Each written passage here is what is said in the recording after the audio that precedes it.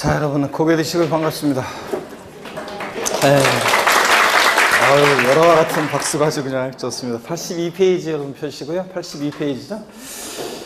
아니 82페이지가 아니라 86페이지죠. 오늘 86페이지 겸용주택 등 여기 볼 차례인데 펴놓으시고 지난 시간에 배운 걸 한번 복습해 보면 우리 소득세 납세의무자는 개인인데 소득세 납세의무자 그 개인을 고자와 비고자로 나눠서 납세의무의 범위를 달리했습니다. 고자다 그러면 국내에 주소가 있거나 183일 이상 주소 없더라도 183일 이상 고소득자죠.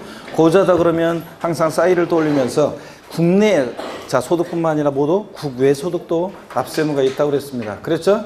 그런데 국외 소지하는 자산에 대한 양도소득세 납세의무자는 거주자인데 그냥 거주 안 되고 양도 1년제 계속해서 몇 년 이상이요? 5년 이상 주소고소득 고자만이 국외 소지하는 자산에 대한 양도소득세 납세의무가 있다고 그랬습니다. 그랬죠? 비고자다 그러면 국내 주소나 183일 이상 거소 두지 아니한 개인인데 저 가수 마돈나를 떠올리라고 그랬고 국내 원천 소득만 납세의무가 있습니다. 그죠? 국외 소득은 비고자는 납세의무 없고 당연히 그 다음에 납세지를 보면 거주자다 그러면 주소지 없으면 거소지를 납세지로 하고 근데 비고자면 주소 거소지로 갈 수 없으니까 국내 사업장이 있으면 사업장 소지 국내 사업장이 없으면 국내 원천 소득이 발생하는 장소를 납세지로 한다고 그랬습니다. 그랬죠 여러분들?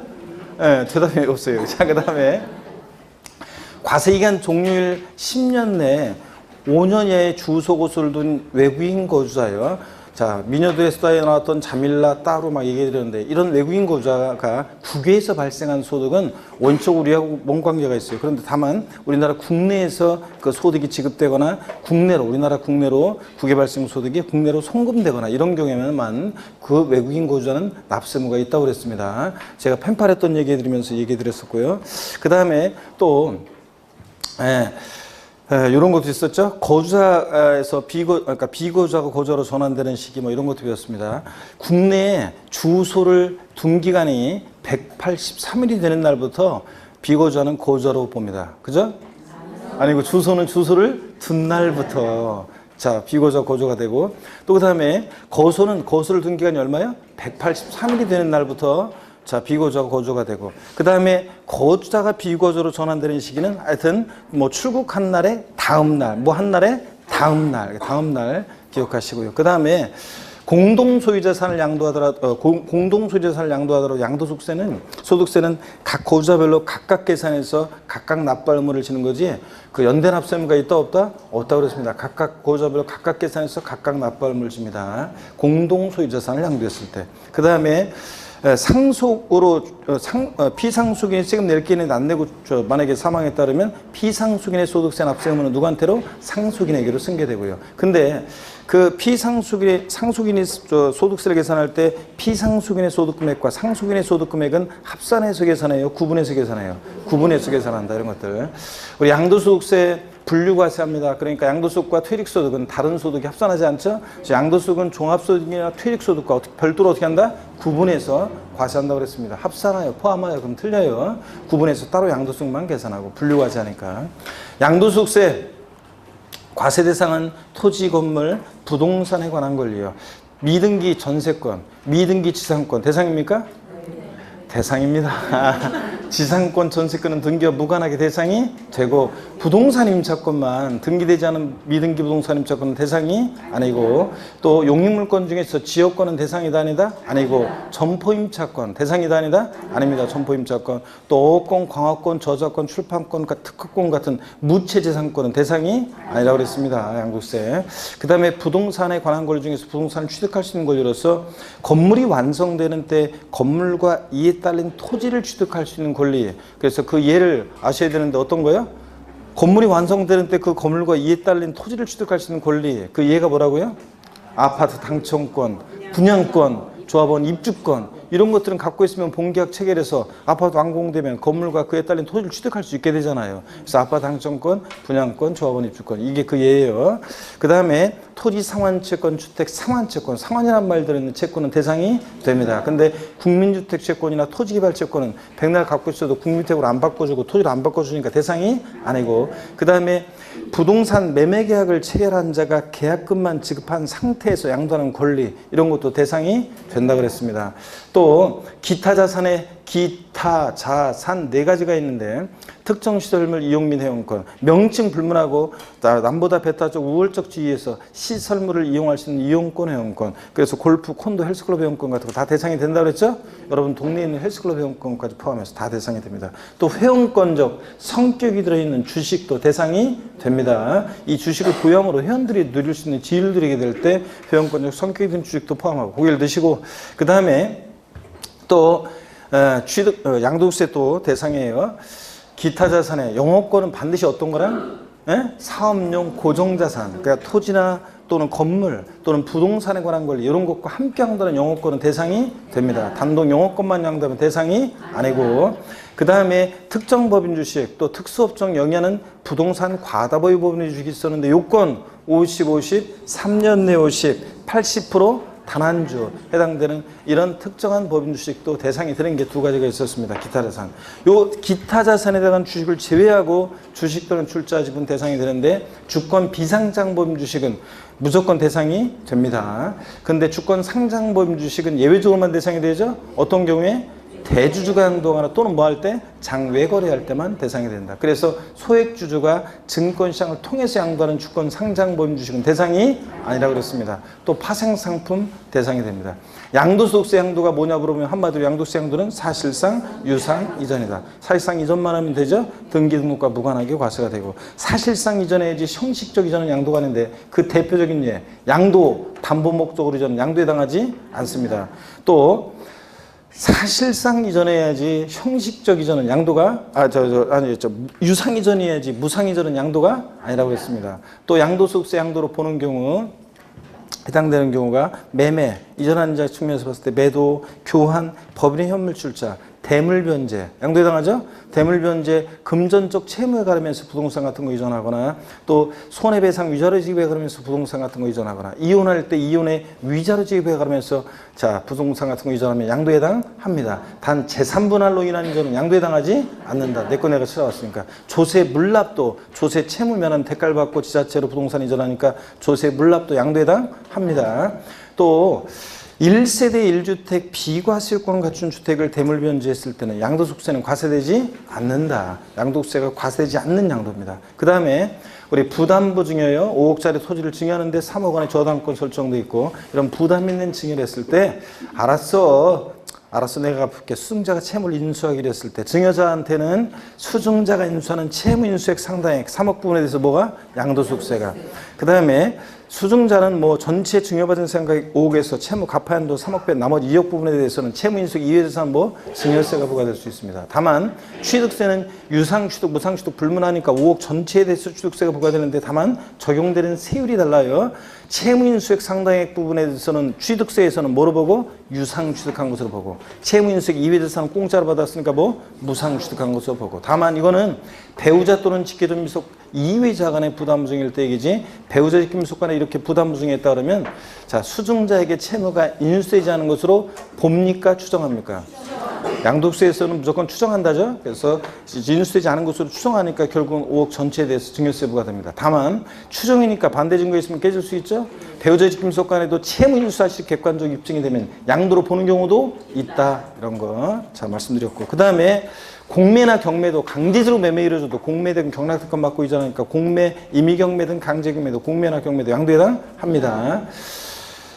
그 다음에 또요, 지분의 변동 없는 공유물의 단순분할은 양도에 해당하지 않습니다. 근데 지분이 변동하는 공유물 분할의 경우에 지분 증가자한테는 늘어난 것만큼 취득세가, 지분 감소로 변동될 때 유상이전이면 양도에 해당한다고 그랬습니다. 그렇잖아요, 여러분들 이런 것들.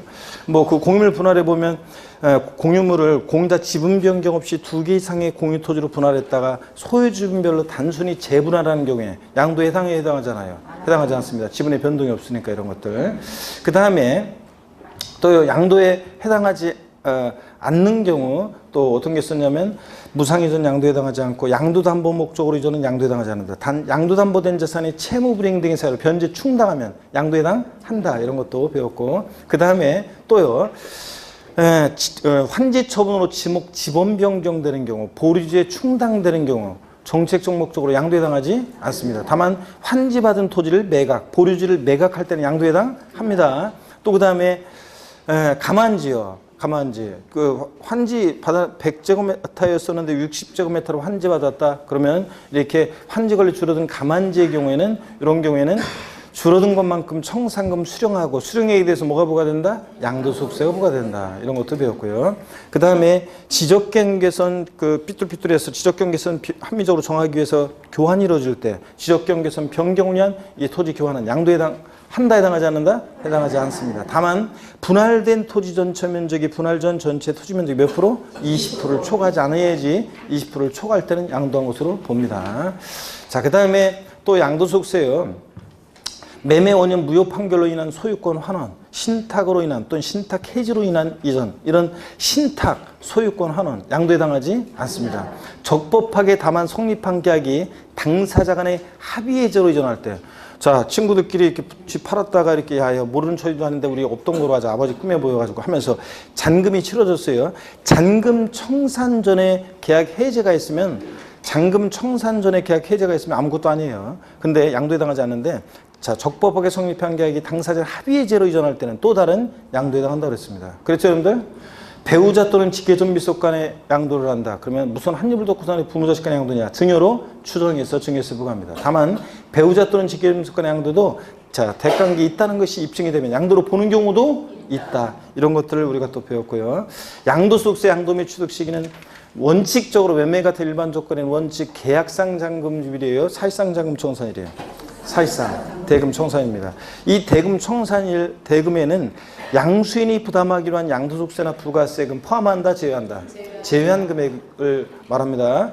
양수인이 부담하기로 한 양도소득세가 청산됐을 때를 말하지 않습니다. 대금 청산일의 대금에는 양수인이 부담하기로 한 양도소득세나 부가세금 뭐한다? 제외한 금액입니다. 그죠, 여러분?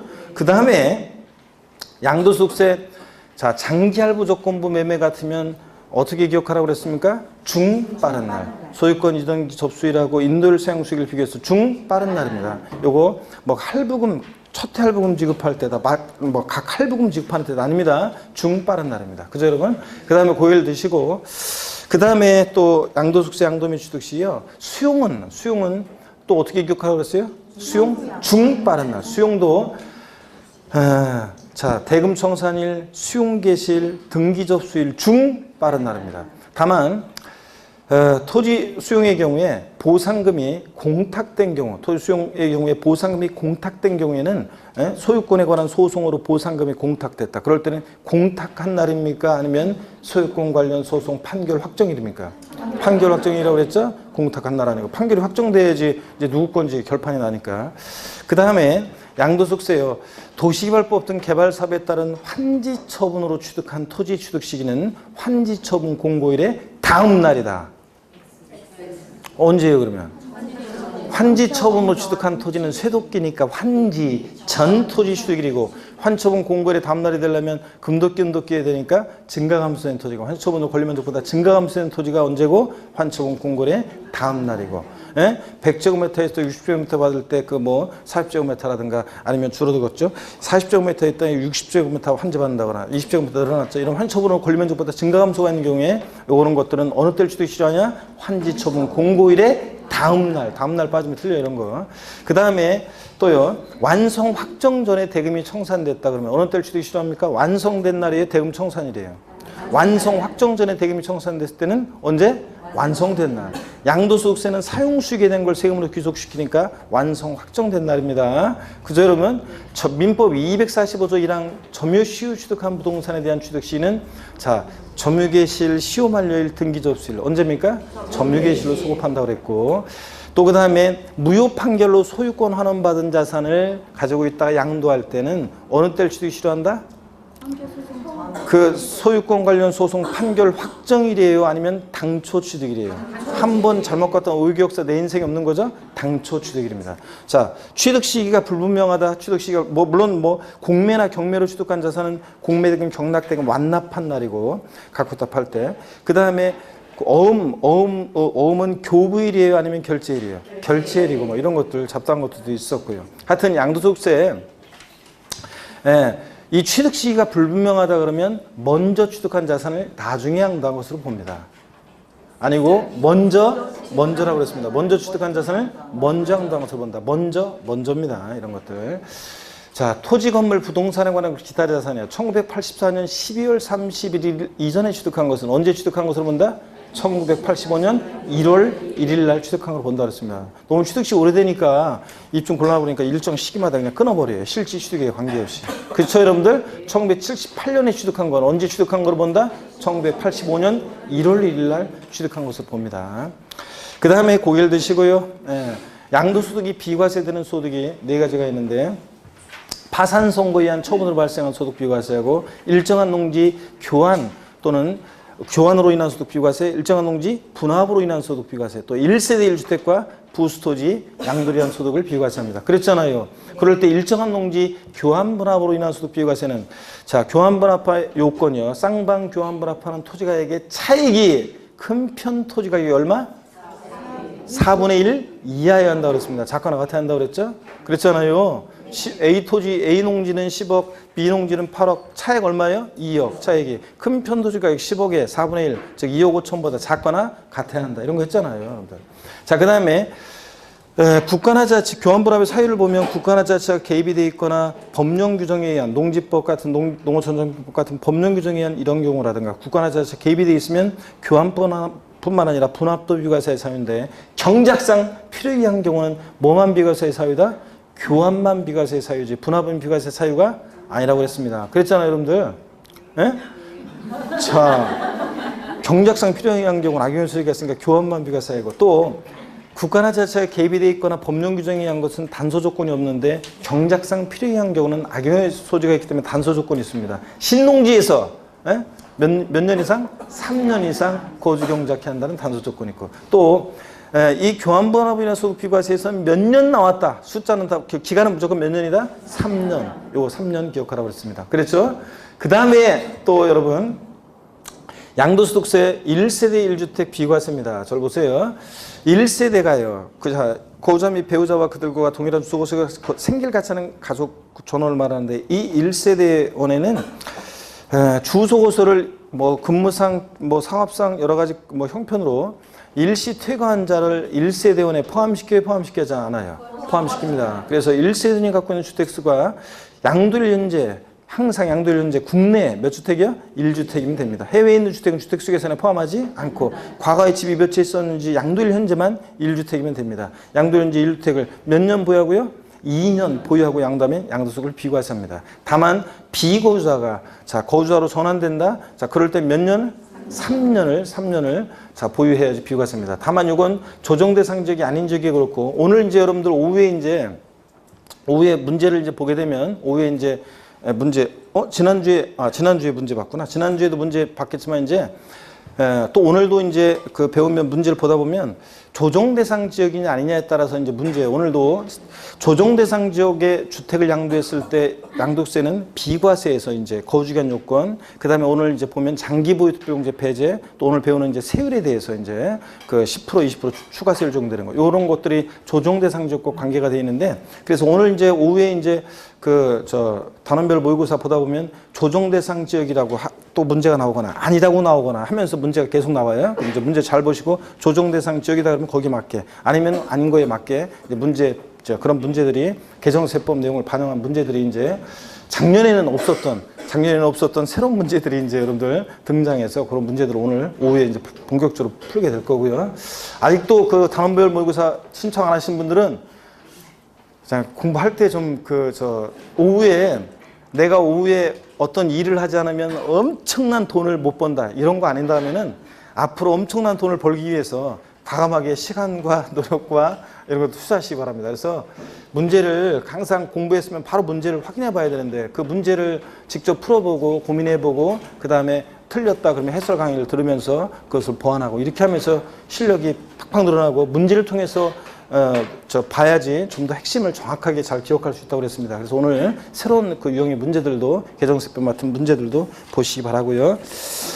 자, 그 다음에 이제 보겠지만 이제 어떤 간에 조정 대상 지역 내에서 주택을 양도한다. 그것도 2017년 8월 3일 이후에 취득한 주택은 조정 대상 지역 내 주택은 자, 1세주택 비과세 받으려면 2년 보유한 중에 몇 년 거주? 2년 이상을 거주해야 한다는 거 꼭 여러분들 확인하셔야 되고요. 그 다음에 또 고개를 듭니다.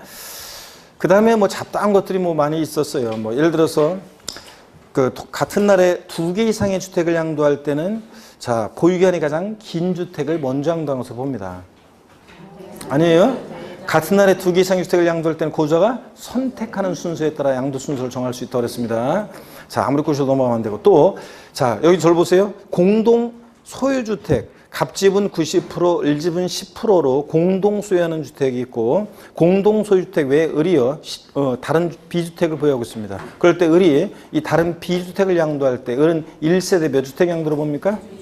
2주택 양도로 봅니다. 공동 소유주택은 지분이 크든 작든 공동 소유자 각각의 소유주택으로 주택수 계산합니다. 근데 이게 이제 부동산 임대업하고 나중에 이제 비교를 할 거고요. 근데 공동 상속주택 외에 다른 주택이 있을 때는 공동 상속주택은 거주의 주택으로 계산하지 않습니다. 원칙적으로. 내 의지와 상관없이 공동 소유하게 됐고 내 주택이 될지도 모르는데 다만 상속 지분이 가장 큰 상속인이 있으면 그자의 소유주택으로 계산하기도 합니다. 그렇지만 원칙적으로 공동 상속주택은 거주의 주택으로 계산하지 않습니다. 이런 것들 배웠습니다. 그 다음에 또 1세대 2주택 특례도 배웠어요. 주택이 2개인데도 1주택 양도로 보는 특례인데 고개를 드시고요. 1세기 2주택이요. 자, 그러니까 종전주택 취득 후 얼마 지나서 신주택을 취득했어야 돼요? 종전주택 취득 후 1년 지나서 신주택을 취득하고 신주택 취득일로부터 종전주택을 몇 년이요? 3년 내에 자, 어떤 주택을 먼저 양도해야 돼? 종전주택을 양도했을 때 1세주택 양도로 봅니다. 물론 2년 보유기한 요건 같으면 비과세 받을 수 있고요. 그 다음에 또 혼인함으로 인한 1세대 2주택은 혼인한 날부터 몇 년 내? 5년 내 먼저 양도하는 주택 아무거나 1세주택 양도로 봅니다. 또 노부모 동거분양을 위한 1세대 2주택은 합가한 날부터 몇 년 내요? 10년 내 이건 10년 내 아무거나 먼저 양도하는 주택 1세주택 양도로 봅니다. 그 다음에 우리 상속으로 인한 1세대 2주택, 문화재 주택 특례, 농어촌 소재 주택 특례, 뭐 장기 임대 주택 특례 이런 애들은 양도 시기 제한이 없습니다. 자, 근데 다만 농어촌 소재 주택 특례에서 상속주택, 이농주택, 귀농주택에서 귀농주택만 종전주택 그러니까 귀농주택 취득일로부터 일반주택을 몇 년 내 팔아야 돼?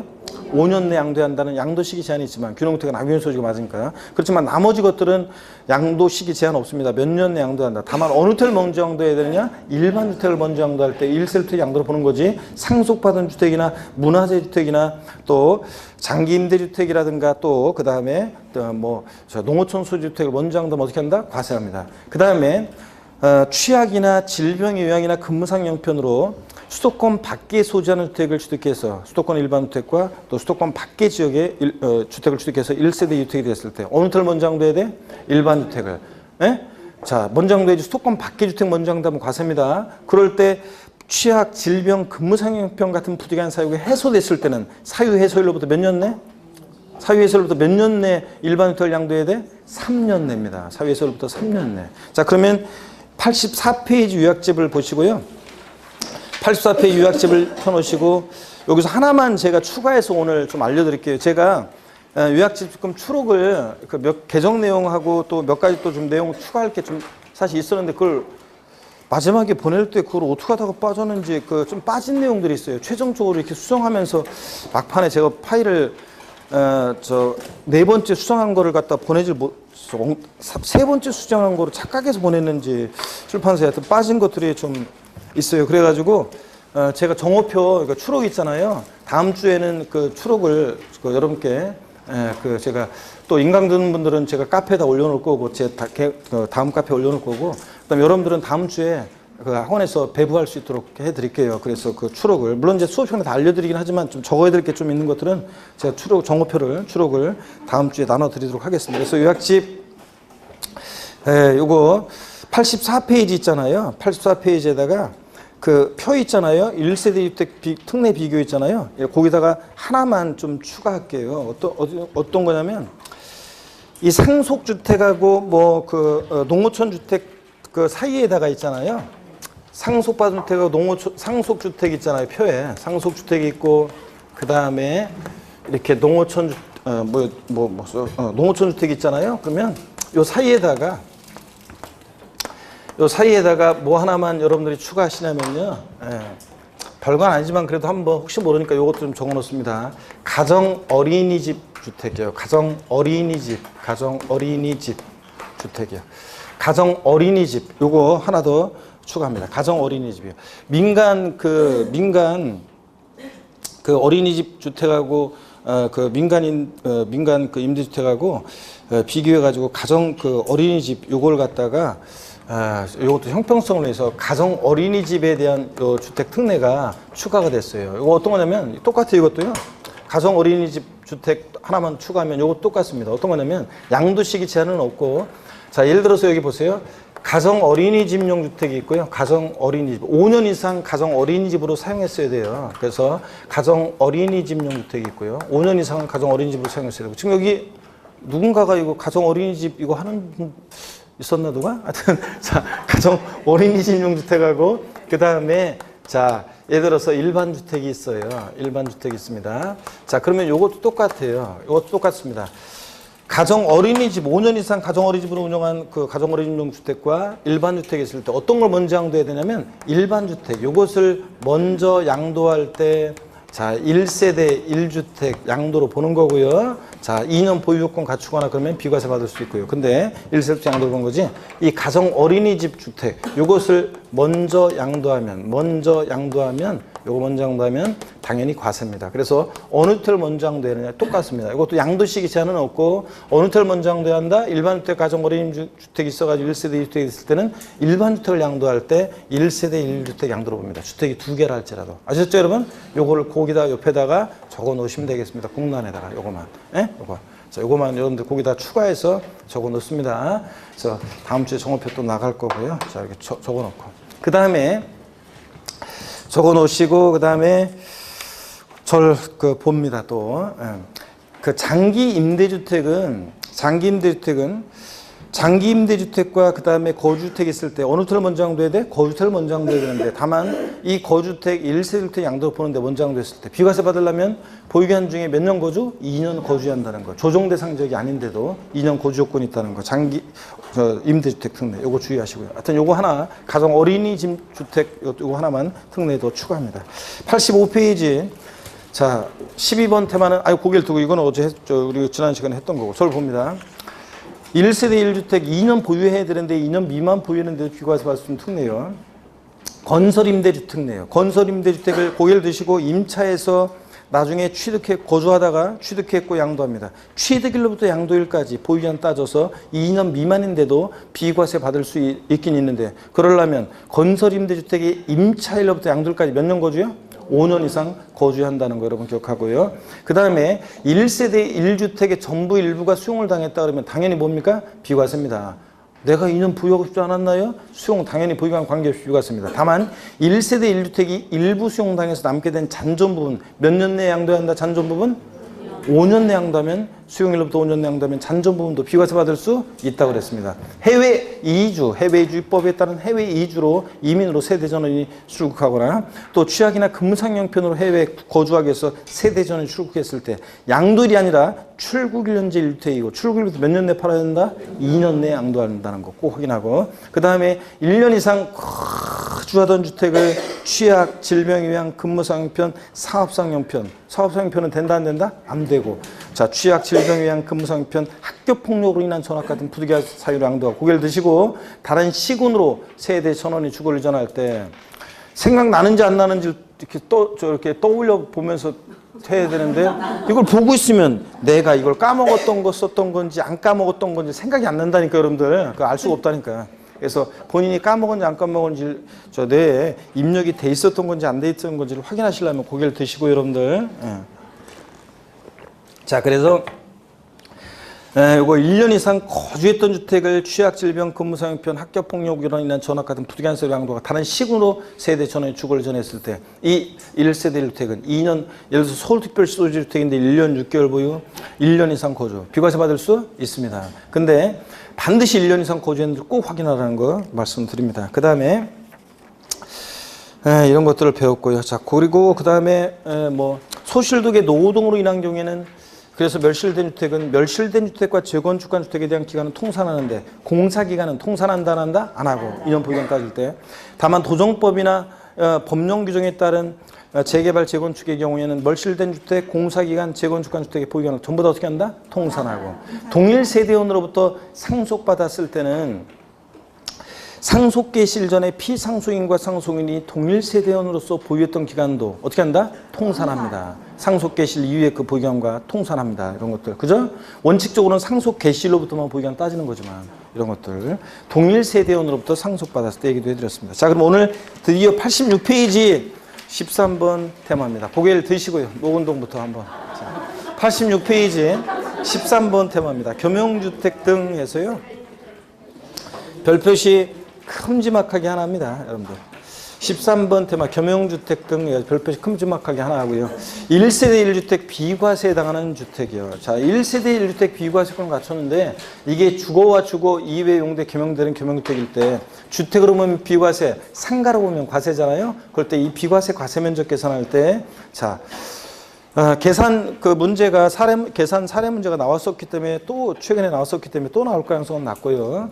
어떤간에 건물에 대한 거라도 확실하게 알아두면 돼요. 주택 면적이 주택 이해 면적보다 크다 그러면 자, 전부 주택으로 봅니다. 그죠? 그래서 전부 건물 부분은 전부 비과세합니다. 주택으로 보니까. 근데 토지는 이제 물론 이제 전체 겸용주택의 총 토지 면적과 주택 정착 면적의 5배를 비교해서 안분 계산하고요. 자, 주택 면적이 주택 이해 면적보다 작거나 같다 그러면 법령에서 주택 면적이 주택 이해 면적보다 작거나 같을 때는 주택 이외 부분은 주택으로 보지 않는다. 이렇게 돼 있어요. 그 말은 어떻게 한다? 주거 부분만 주택으로 본다. 그런 얘기입니다. 그래서 주거 부분은 비과세고 상가 부분은 과세고 이런 거 했었죠? 100제곱미터가 있는데 그 중에서 주거 면적이 40제곱미터, 주거 이해 면적이 만약에 60제곱미터. 그러면 비과세되는 건물 면적은 몇 제곱미터냐 그러면 저 했잖아요. 그렇죠? 만약에 주거 면적이 40제곱미터고 주거 이해 면적이 만약에 60제곱미터고 비과세되는 건물 면적은 몇 제곱미터냐 그러면 자, 어떻게 한다? 요 40제곱미터 주거 부분만 주택으로 보니까 주택 외의 부분은 주택으로 보지 않는다. 즉 주거 부분만 주택으로 보니까 40제곱미터는 비과세고 그 다음에 여기 나머지 상가 면적 60제곱미터는 어떻게 하고 요거는 과세하고 이렇게 썼습니다, 여러분들. 자, 이런 것들. 그래서 요거 지금 부등호가 위에 있는 부등호가 나오고 아래에 있는 부등호가 나오잖아요. 요걸 한마디로 표현하면 요걸 한마디로 표현해서 우리 어떻게 외웠습니까, 여러분? 겸용주택 암기, 양도소득세에서 겸용주택 암기는 어떻게 하냐? 부등호, 위에 있는 부등호 잘 보시고 주택면적 클 때 그거 하고 작거나 같을 때 그 부등호하고 잘 보시면 요걸 한마디로 표현하면 주택이 자, 위에 있는 부등호, 아래에 있는 부등호 한마디로 표현하면 주택이 뭐? 클 때만, 주택 면적이 클 때만 뭐라고요? 전부 주택입니다. 작거나 같으면 주거 부분만 주택이고. 자, 그래서 주택 면적이 클 때만 전부 주택. 이 표현이 옛날 시험에 나온 적도 있고요. 그래서 양도소득세 겸용주택은 나중에 재산세 겸용주택과 헷갈려요. 그래서 자, 이걸 외우는데 어떻게 외우느냐? 부등호, 주택이 클 때만 전부 주택이에요. 에브리바디 다 같이요. 시작. 부등호, 주택이 클 때만 전부 주택. 좋습니다, 여러분들. 이거 창피해가지고 안 하는 사람, 안 하시는 분들은 아이고, 시험장에서 하여튼 제 음성을 듣고 싶으면 따라서 하시라고 그랬습니다. 부등호, 주택이 클 때만 전부 주택입니다. 작거나 같으면 주거분만 주택이고. 최고. 그 다음에 아래에 있는 토지 면적 계산하는 것은 안분 계산하는데요. 나중에 문제 풀이할 때 기출문제 한번 보면서 계산해 드릴게요. 또 나올 가능성이 낮기 때문에. 그 1세대 1주택 그 박스 안에 비과세 배제되는 경우 한번 봅니다. 자, 이것도 중요하죠, 여러분들. 비고저가 양도하는 경우에는 원칙적으로 1세대주택 비과세 배제합니다. 물론 예외가 있지만요. 원칙적으로 배제해요. 왜냐? 자, 우리가 1세대 1주택자에 대해서 양도세를 비과세해 주는 이유는 1세대 1주택자에게 주택이라는 것은 자산적 가치를 그것도 있지만 사회와 국가의 가장 기초단위 가정의 보금자리적 성격이 강하기 때문에 이걸 비과세해 주는 건데, 그죠? 그런데 비고자에게 우리나라 국내에 있는 1세대 1주택이라는 것은 그 사람의 보금자리는 해외에 있잖아요. 그렇기 때문에 그런 비고자가 국내 양도하는 1세대 1주택에 대해서 비과세 해준다 안 해준다? 안 해줍니다. 과세합니다.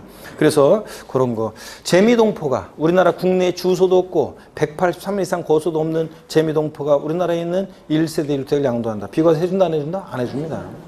그 다음에 고가주택 양도요. 실지 거래가액이 얼마요? 9억 원 초과하는 고가주택을 양도할 때는 비과세 해준다 안 해준다? 안 해줍니다. 그 다음에 미등기 양도조선 자기 명의로 주택에 관한 등기하지 않고 양도하면 비과세 배제됩니다. 당연히 허위계약서 작성했을 때 비과세 배제됩니다. 자, 거기 화살표를 보니까 허위계약서 작성의 경우에 비과세 감면 배제예요.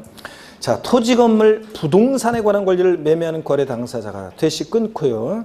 자, 첫 번째입니다. 두 번째, 매매계약서의 거래가액을 실지 거래가액과 다르게 적었어요. 허위계약서 작성했다는 얘기죠. 자, 업계약서랑 다운계약서. 이랬을 때는 해당 자산에 대해서 소득세법 또는 소득세법 외의 법률에 따른 양도세 비과세 관한 규정을 적용할 때 비과세 받았거나 받을 세에서 다음에 구분에 따른 금액을 뺀다. 밑줄이 딱 걷어 있죠? 포인트고 뺀다. 가로넣기 나올 때 이런 거 또 물어볼 수 있고 뺀다. 자, 어떤 금액을 비과세 받았거나 받을 세에서 빼느냐. 즉, 이 금액으로 과세한다는 얘기인데 어떤 거냐? 1번.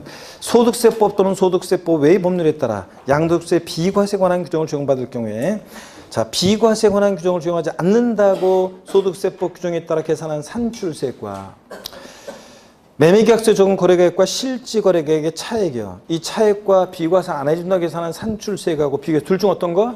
적은 금액을 비과세 받았거나 받을 세에서 어떻게 한다? 뺍니다, 여러분. 적은 금액. 이거 포인트라고 그랬죠? 예, 그래서 어떤 수강생분이 이거 예전에 기출문제 이거 나왔던 거 이거 맞추는 거 얘기 드렸잖아요. 예를 들어서 매매계약서에 매매계약서 상의 적은 거래 가격은 3억 5천.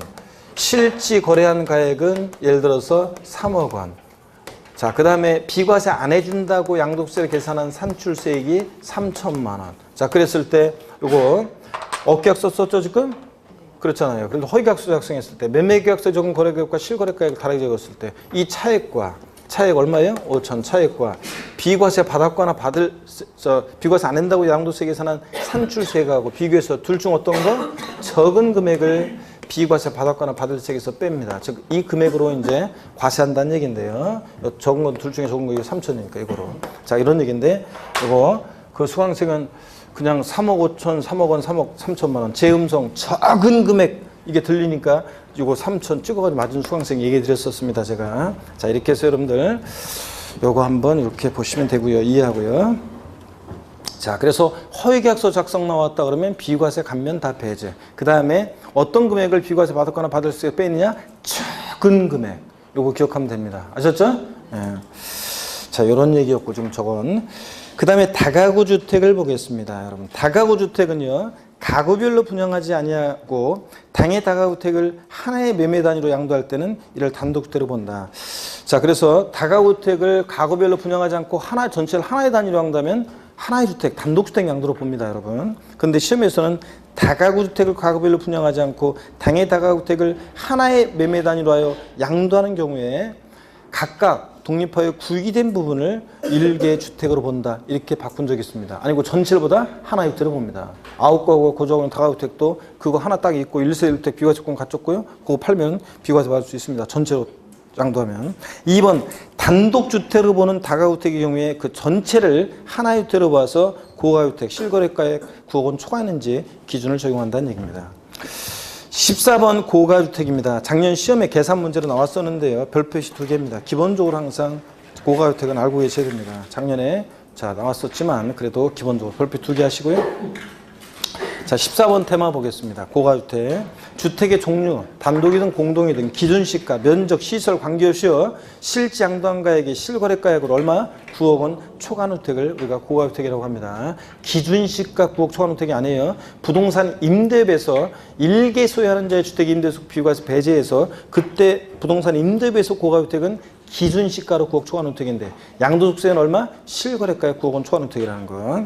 2번 고가주택을 적용함에 있어서 겸용주택의 주택으로 보는 부분에 해당하는 실지거래가액을 포함한다. 자, 그럼 무슨 얘기냐? 여기 보세요. 겸용주택이 있는데 주거와 주거 이해 겸용주택. 예를 들어서 주거 면적은 예를 들어서 60제곱미터. 그 다음에 주거 이해 상가 면적이 40제곱미터. 자, 이랬을 때 비과세되는 건물 면적은 몇 제곱미터입니까? 부등호 주택이 클 때만 전부 주택 면적이 크니까 전부 주택으로 보겠죠? 주택 면적이 클 때는 전부 주택이잖아요. 그러니까 전부 주택으로 봐서 예, 전부 100제곱미터 비과세입니다. 건물은. 토지는 지금 제가 설명 안 드릴게요. 그럴 때 자, 이 겸용주택이 고가주택이냐를 판정할 때, 여기를 보세요. 고가주택이냐를 판정할 때, 주택 부분의 면적의 가격이 6억 원, 상가 부분의 가격이 4억 원. 그럼 얘가 고가주택이냐를 판단할 때, 전부 주택으로 볼 때는 주택으로 보는 부분의 가격도 포함해서 판단합니다. 그러니까 얼마예요? 10억. 그래서 얘는 뭐가 된다? 고가주택이 됩니다. 이 겸용주택은. 그래서 주택으로 보는 부분의 가격도 포함해서 고가주택의 여부를 판정합니다. 자, 그런 얘기고. 그 다음에 87페이지 15번 테마요. 15번 테마 역시 별표시 2개입니다. 고가주택에 관한 거니까. 별표시 2개고요. 고가주택에 대한 양도소득세 과세 입장입니다. 동그라미 1번 비과세권을 충족한 경우에도 비과세를 배제합니다. 고가주택에 해당되면 1세주택 비과세 배제한다고 그랬죠? 자, 근데 즉 고가주택의 실지 양도가액 9억 원 초과 부분에 대해서는 1세대 1주택 비과세권 갖췄다 하더라도 대상이 된다. 그 말은 9억 원까지는 고가주택이 아니기 때문에 9억까지는 비과세 해준다는 얘기입니다. 그래서 여러분 여기 봅니다. 그래서 무슨 얘기냐면 어떤 주택이 1세대 1주택이에요. 1세대 1주택이고요. 자, 그 다음에 요거 3년 6개월을 보유했고요. 자, 6개월 보유했습니다. 2년 이상 보유했네요. 자, 조정 대상 지역은 아니라고 하겠습니다. 2년 보유했고요. 그 다음에 또 요거요. 실지 양도가액이 예를 들어서 10억 원입니다. 자, 그러면 고가주택이란 말이 없어도 실지 양도가액이 9억 원을 초과했다. 그럼 얘는 뭐가 된다? 고가주택이라는 걸 눈치채셔야 되고 취득가액 등 기타 필요 경비가 예를 들어서 8억 원이다. 자, 그랬을 때 보세요. 실거래가액 9억 원 초과했으니까 얘는 고가주택인데 고가주택이라는 것은 실지 양도가액이 9억 원을 기준으로 했어요. 9억 원 기준에서. 자, 9억 원 초과액 부분에 대해서는 어떻게 한다? 과세를 합니다. 비과세 안 해주고. 자, 고가주택은 비과세 배제가 되죠. 근데 다만 9억까지는 고가주택이 아니잖아요. 그러니까 9억까지 부분 어떻게 해주냐? 비과세를 해줍니다. 그렇기 때문에 자, 비과세 요건을 갖춘 고가주택에 대해서는 양도차익 계산할 때 양도차익 전액에 대해서 과세한다. 땡입니다. 양도차익 전액에 대해서 비과세한다. 땡입니다. 9억까지는 비과세고 9억 초과액 부분 어떻게 하고? 과세합니다. 그러다 보니까 비과세 요건을 갖춘 고가주택은 양도차익 계산할 때 안분 계산합니다. 어떻게 안분 계산하는지 거기 나와 있네요. 자, 그래서 어떻게 안분 계산하느냐? 보니까 이번에 고가주택에 대한 양도차익 계산 1세 1주택 비과세 요건을 충족한 고가주택은 일반적인 양도차익 전체 양도가액에서 필요 경비를 뺀 그 일반적인 양도차익 여기다가 양도가액분의 양도가액 마이너스 9억 원 이렇게 해서 안분합니다. 왜 9억 원을 왜 빼주냐면 9억까지는 어떻게 해주니까 비과세니까요. 자, 그러면 요 식대로 요거를 한번 양도차익을 구해보겠습니다. 그리고 일반적인 양도차익 양도가액에서 필요 경비를 뺀 전체에 대한 양도차익은 양도가액에서 필요 경비를 뺀 양도차익은 얼마냐? 2억입니다. 여기다가 양도가액분의 양도가액 마이너스 얼마? 9억 원. 이렇게 9억을 빼주는 이유는 9억까지는 비과세니까. 그래서 일반적인 양도차익 곱하기 양도가액분의 양도가액 마이너스 9억 원. 자, 그래서 10에서 9 빼니까 1이니까 2억에 10분의 1이니까 얼마입니까? 2천만 원. 이런 식으로 해서 우리가 고가주택에 대한 양도차익을 계산합니다. 아시겠습니까, 여러분? 일반적인 양도차익 곱하기 양도가액분의 양도가액 마이너스 9억 원입니다. 아유, 이런 것도 막 어렵다고 막 시기 어렵다는 둥 막 이렇게 얘기하는 분들 계시는데 학개론에서 레일리 법칙이니 뭐니 해가지고 막 호프만인가 뭔가 법칙이니 막 나오면서 계산식 나오잖아요. 거리 계산하고 뭐 이런 거. 그런 거에 비하면 이런 거 우리 세법에서 계산해서 이 공식이라는 거 부담부증액 양도차익 계산할 때 양도가액은 그냥 채무액상당액 양도가액이고 취득가액은 취득당시 재산가액 곱하기 증여상가액분의 채무인수액. 요거 곱합해서 구하는 거. 식이라는 게 뭐 복잡한 그거 나오는 것도 아니고 이런 식이에요. 일반적 양도차익 곱하기 양도가액분의 양도가액 마이너스 9억 원. 됐잖아. 이거 한 번만 해보면 되는데 이런 것들. 자, 이런 거라는 거. 그 다음에 고가주택에 대해서는 장기 보유 특별공제 계산할 때 안분 계산하는데요. 동그라미 1번처럼 안분 계산하는 것보다는 동그라미 2번처럼 안분해서 구한 이 고가주택 양도차익에다가 장기 보유 특별공제 1세대 1주택에 대한 이 확대 적용 24에서 80%까지 요거 공제율을 적용해서 구하는 게 더 쉬운데요. 요거 적용해서 장기 보유 특별공제까지 구하는 것은 다음에 하기로 하고요. 일단 박스 안에 봅니다.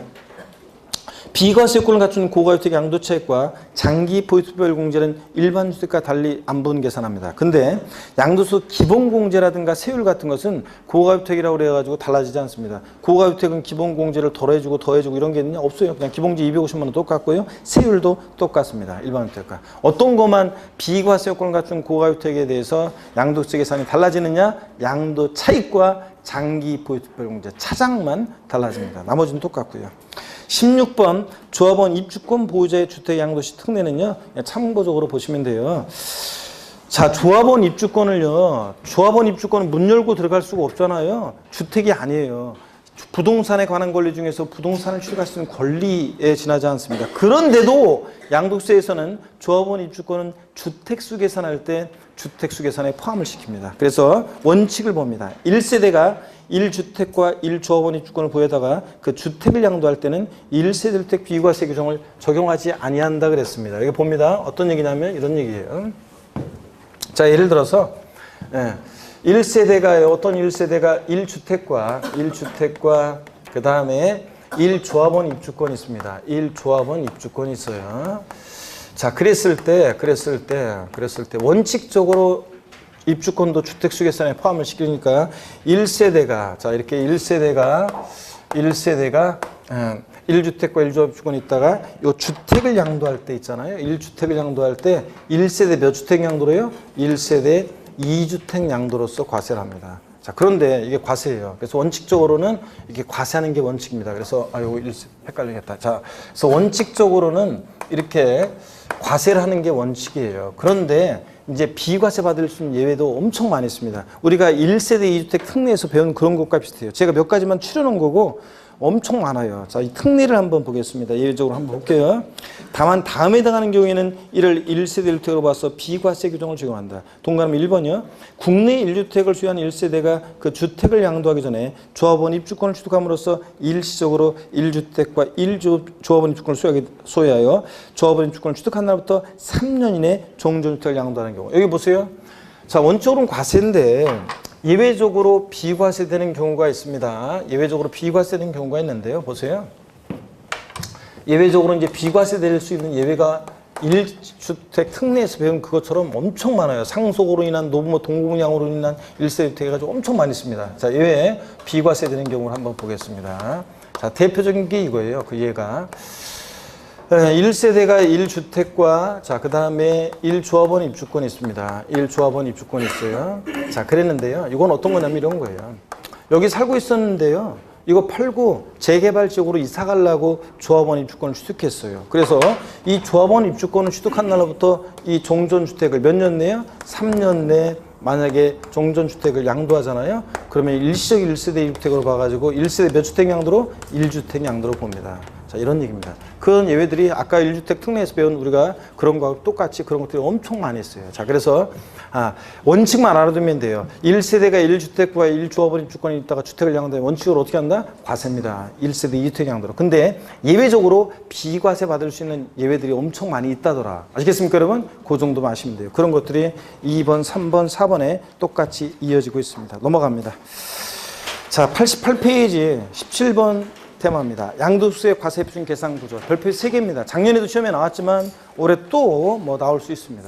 별표 3개 합니다. 별표 3개 하시고 잠시 쉬었다가 17번 테마 여기서부터 보도록 하겠습니다. 잠깐 쉬겠습니다.